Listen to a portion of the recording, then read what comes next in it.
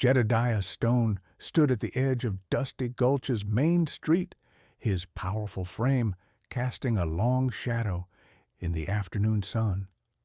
At 36 years old, he was a formidable presence, 6'4", with a kind of muscular build that came from years of hard mountain living. His chest and abdomen showed the defined six-pack of muscles visible even through his worn cotton shirt. His arms were thick with strength, and his broad shoulders spoke of a man who could split wood, haul water, and survive harsh winters through sheer physical capability. Dark hair touched his collar, and his weathered face bore scars that hinted at a violent past he preferred not to discuss. He was waiting for the afternoon stagecoach, which should be carrying his mail-order bride. $5 sent to the Mountain West Matrimonial Agency 3 months ago, along with a letter explaining his isolated existence and his need for a practical woman who could handle frontier life. The agency had responded with a match, Miss Mabel Jenkins, age 24, experienced in household management, seeking a fresh start in the territories.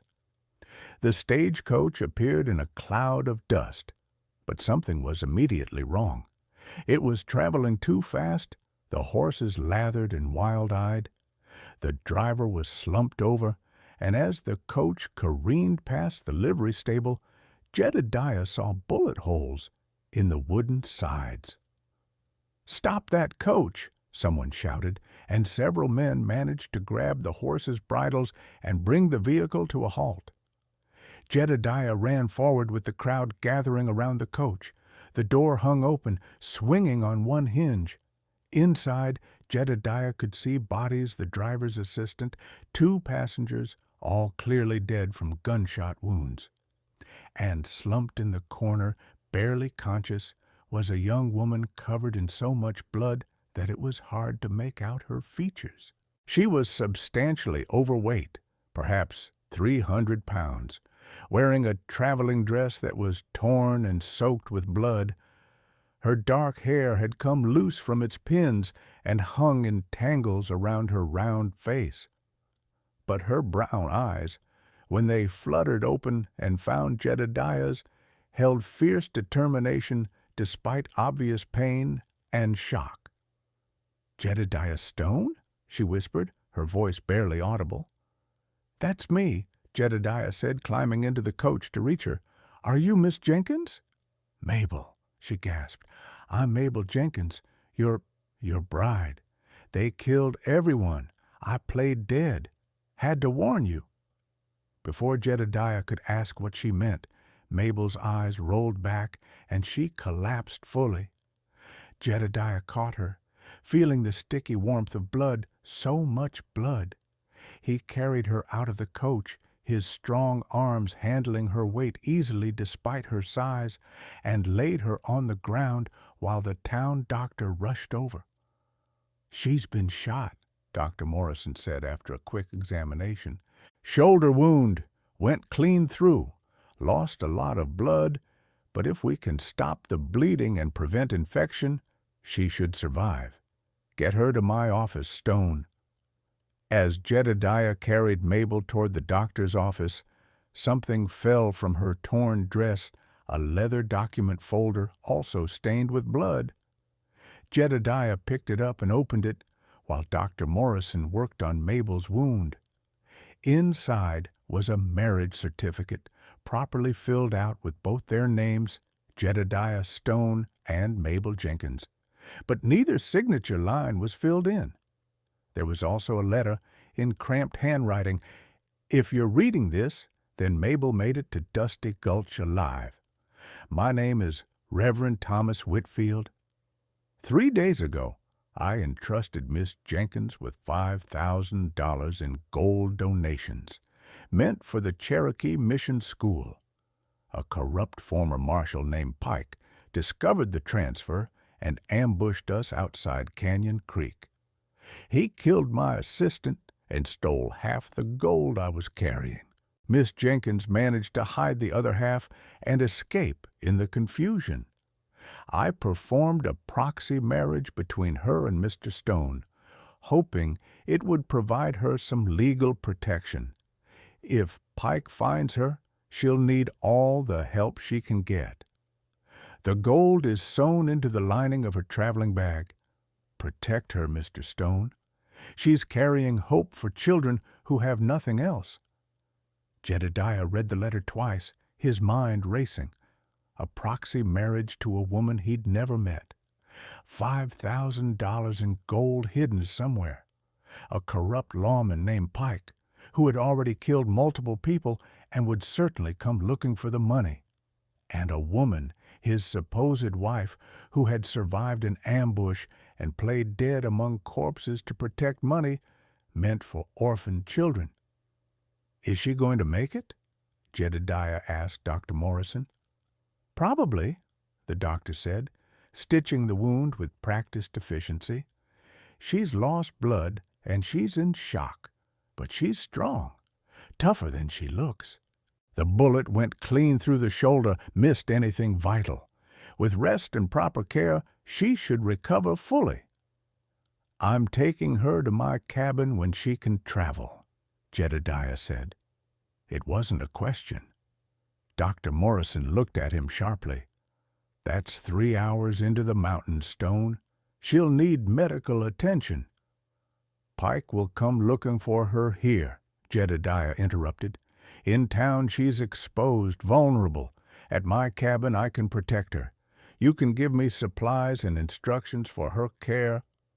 The doctor sighed but nodded. "You're right about Pike.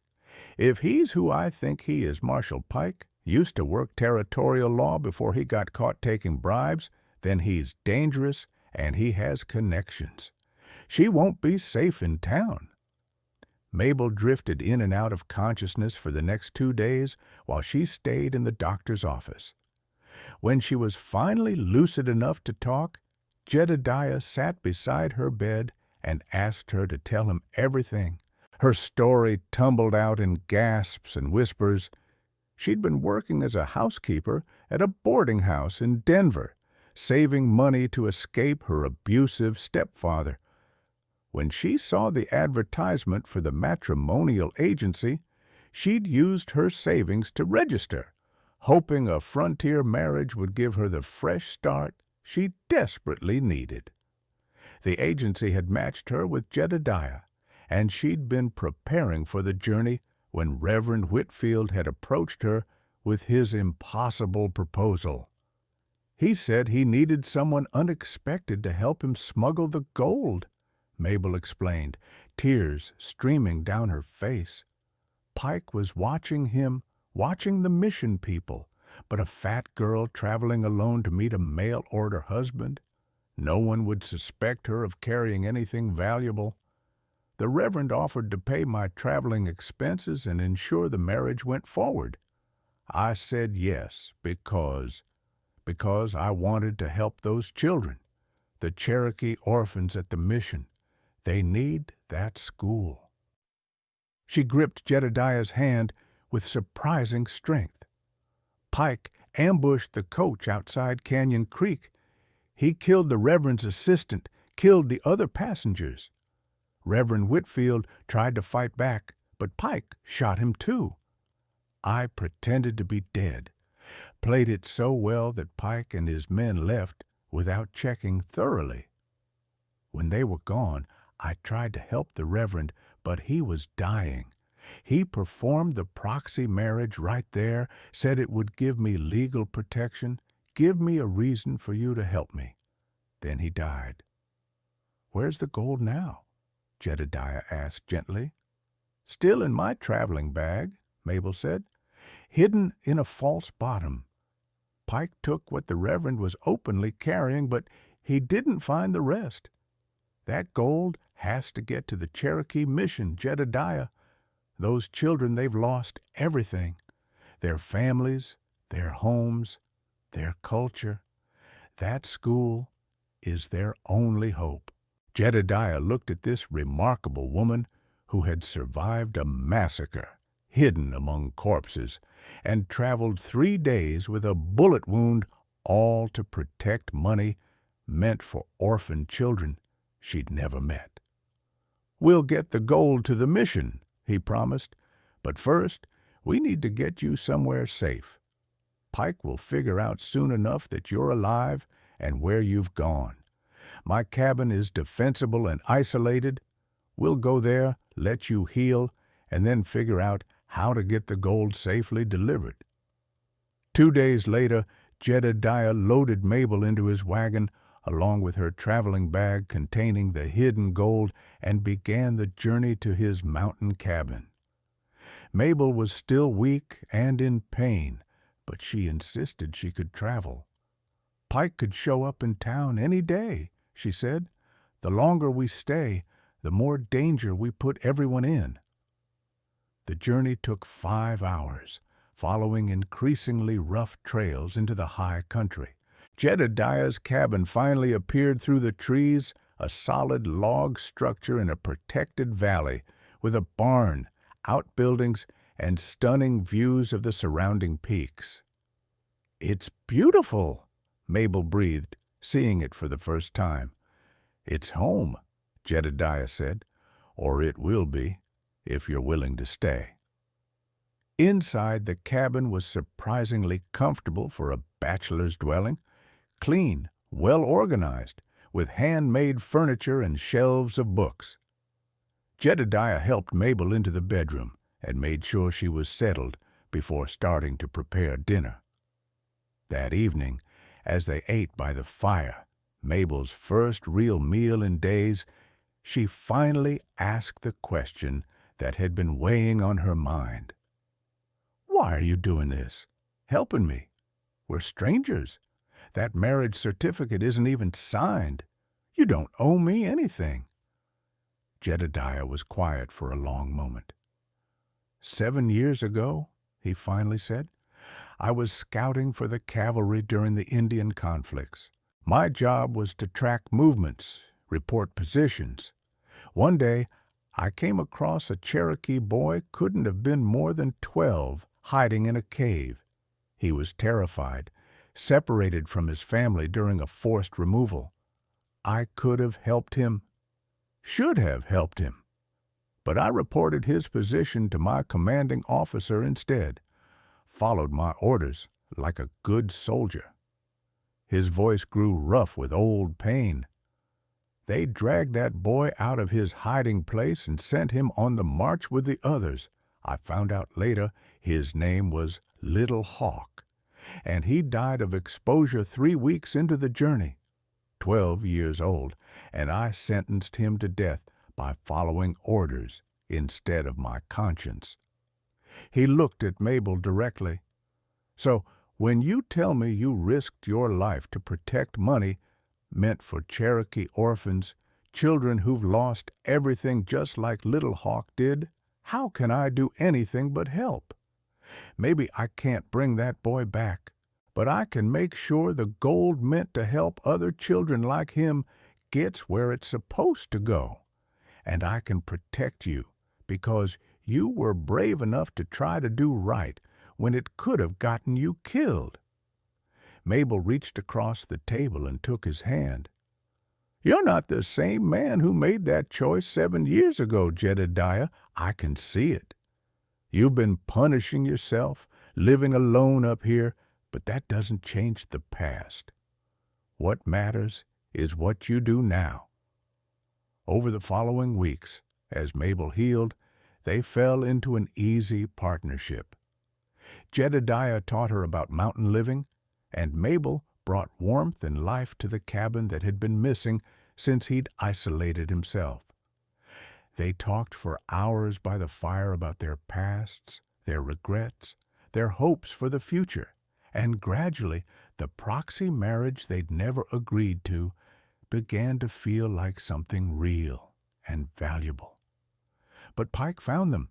It happened on a cold morning, 3 weeks after Mabel's arrival.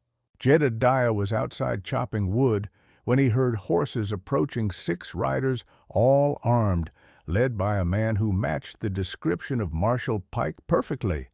Tall, cold-eyed, with a marshal's badge he no longer had the legal right to wear. "Stone," Pike called out, "I know you got the Jenkins woman in there, and I know she's got my gold. Send her out, and maybe I'll let you live." Jedediah set down his axe and picked up his rifle. "That gold isn't yours. It's donated money meant for the Cherokee mission, and Mabel isn't going anywhere."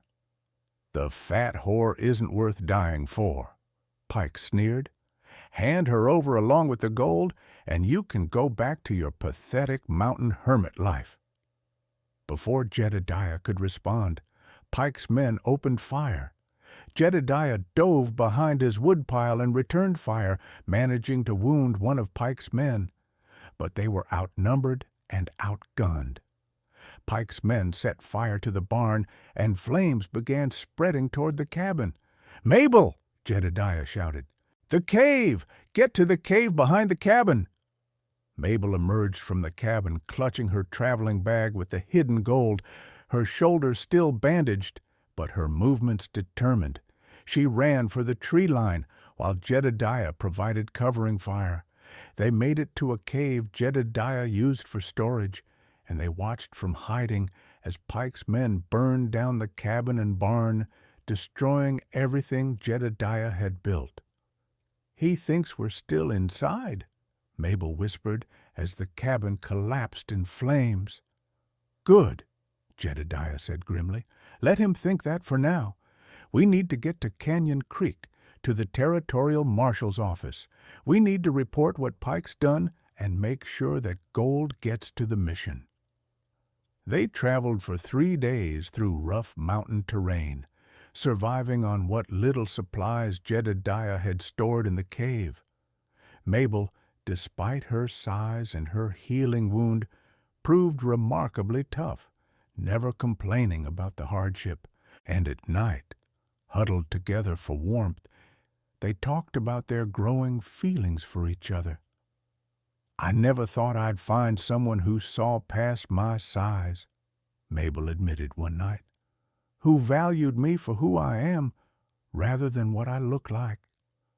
"I never thought I'd find someone who understood why I've been hiding in the mountains," Jedediah replied, "who didn't judge me for my past mistakes but saw who I'm trying to become."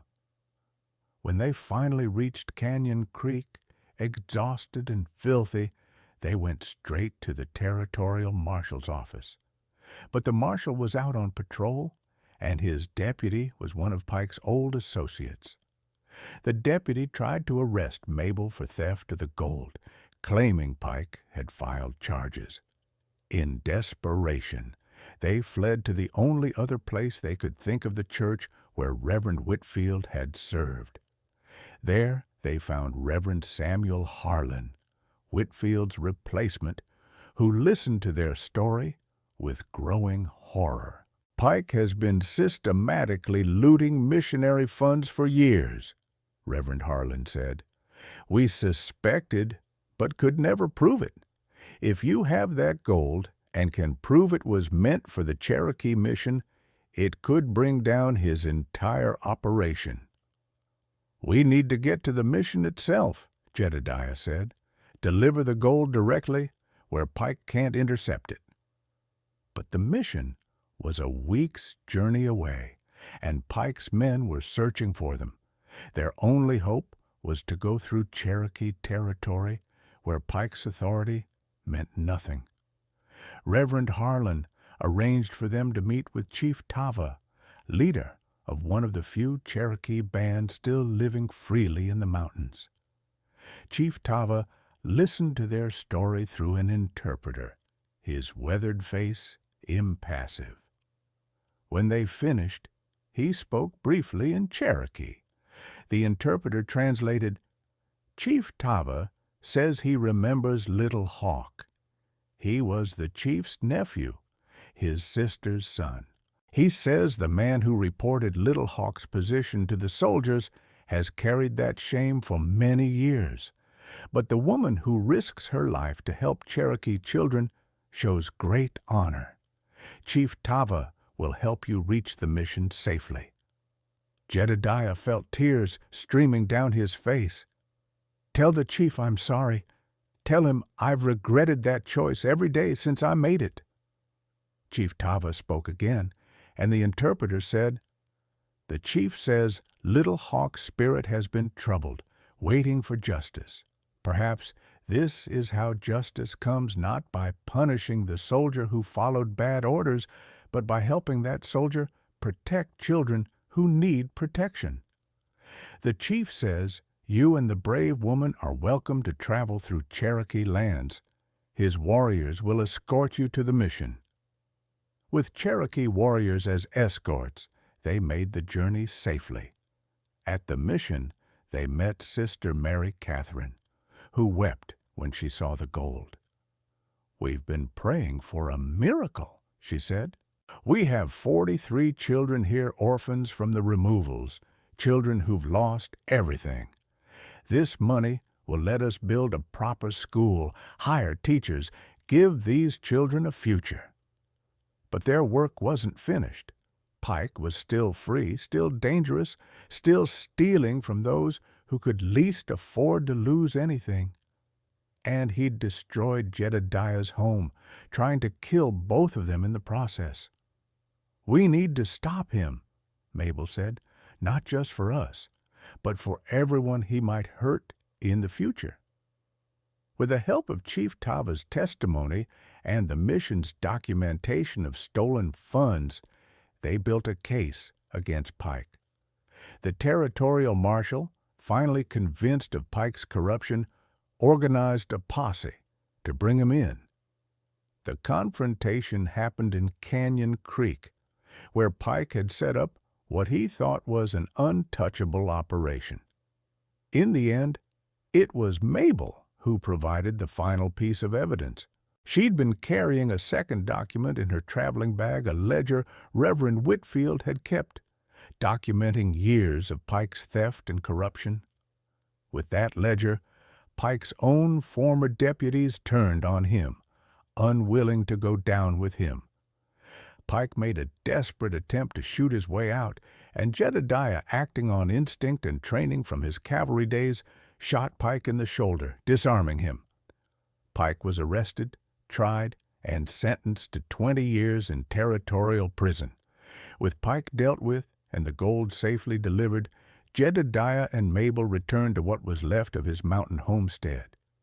The cabin was a burned ruin, but the land was still his, and the cave had protected some supplies. "We can rebuild," Mabel said, looking at the destruction. "Start fresh. Make it better than before." "We?" Jedediah asked, hope and uncertainty in his voice. "We?" Mabel confirmed. "That proxy marriage may not be legally binding, but it feels real to me. You're the first person who's ever made me feel valued, Jedediah, who's treated me with respect and kindness without expecting anything in return. I love you, and if you'll have me for real this time, I want to be your wife. I want to help you rebuild this place and make it a home." "I love you too," Jedediah said, pulling her into his arms. "And yes, I want to marry you properly. I want to build a life with you here on this mountain." They married a month later in Canyon Creek's church, with Chief Tava and half the Cherokee mission children in attendance. Sister Mary Catherine stood as Mabel's witness, and Reverend Harlan performed the ceremony with joy and reverence. When Jedediah slipped the ring onto Mabel's finger, a simple gold band he'd had engraved with both their names, and spoke his vows with fierce conviction, Mabel felt years of shame and worthlessness finally release their grip on her heart. Over the following year, they rebuilt the cabin larger and more comfortable than before.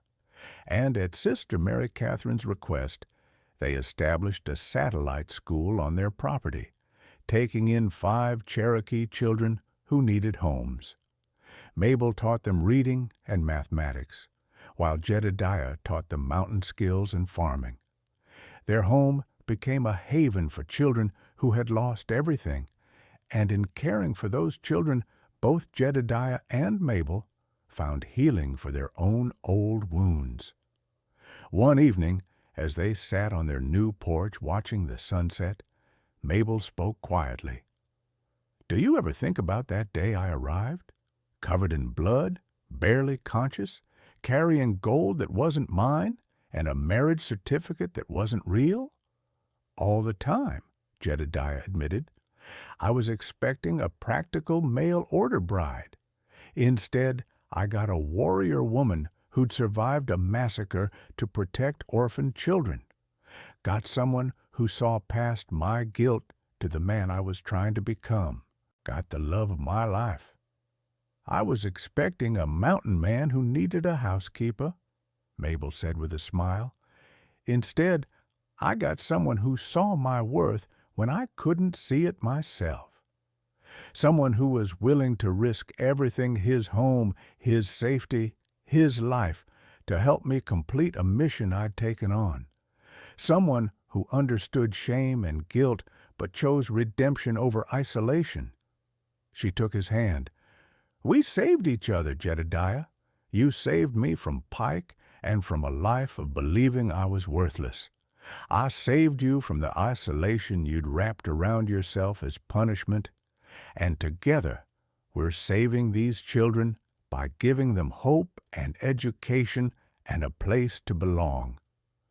"Reverend Whitfield would be proud," Jedediah said. "The gold made it to where it was supposed to go. Pike is in prison, and we're doing exactly what that money was meant to fund, giving Cherokee children a future." As the stars emerged in the darkening sky and the sound of children's laughter drifted from inside the cabin, Jedediah and Mabel held each other and counted their blessings. What had started with $5 and a mail-order bride arrangement had become something neither could have imagined, a love story written in blood and fire and gold, but ultimately about redemption, courage, and the power of choosing to see another person's true worth. The woman who had arrived covered in blood had brought light into Jedediah's darkness. The man who had been hiding from his past had given Mabel the first real home she'd ever known.